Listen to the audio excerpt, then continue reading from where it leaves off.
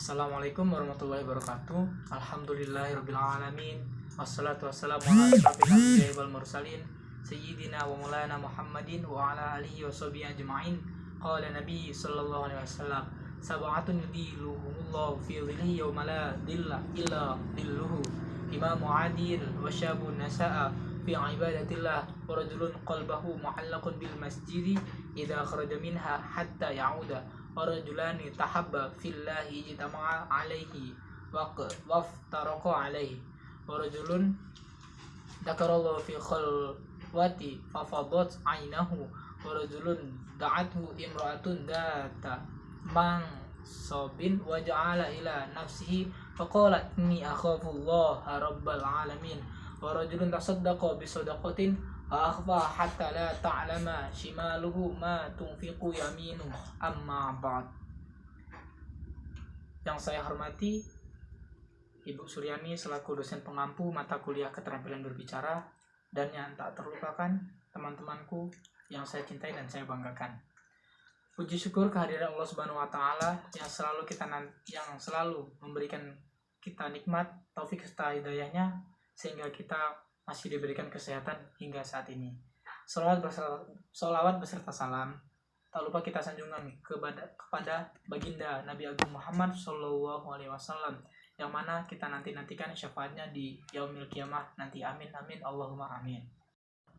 Dari hadis yang saya bacakan di atas tadi, yang artinya ada 7 golongan yang Allah akan menaungi mereka di dalam naungan Allah di hari yang tidak ada naungan kecuali naungan Allah Subhanahu wa taala, yaitu yang pertama pemimpin yang adil, yang kedua pemuda yang teguh dan beribadah atau mengabdi kepada Allah, yang ketiga seseorang yang hatinya tergantung dalam masjid ketika ia berada di luar masjid hingga ia kembali lagi ke masjid, yang keempat 2 orang yang saling mencintai karena Allah, berkumpul dan berpisah karena Allah,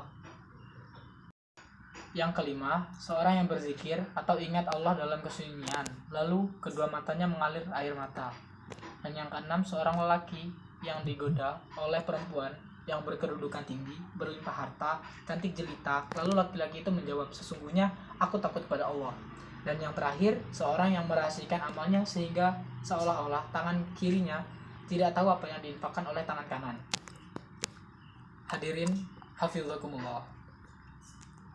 Dari hadis tersebut kita tidak membahas ketujuhnya, tetapi kita bahas yang nomor 2, yaitu pemuda yang tumbuh dalam beribadah atau mengabdi kepada Allah Subhanahu wa taala, yaitu syabun nasya'a fi ibadatillah, yang artinya golongan pemuda yang hidupnya tumbuh dan berkembang untuk selalu beribadah, mengabdikan dirinya kepada Allah Subhanahu wa taala. Nanti di hari kiamat Allah akan memberikan apresiasi atau sebuah hadiah yang besar kepada para pemuda yang tekun beribadah. Kenapa? Karena di zaman akhir nanti banyak pemuda yang biasanya memang selalu cenderung rawan menjauh dari hal yang positif yang bersifat mengabdi atau beribadah kepada Allah Subhanahu wa taala. Tidak sedikit dari mereka yang mengabdi atau mengikuti kesenangan hawa nafsu sendiri.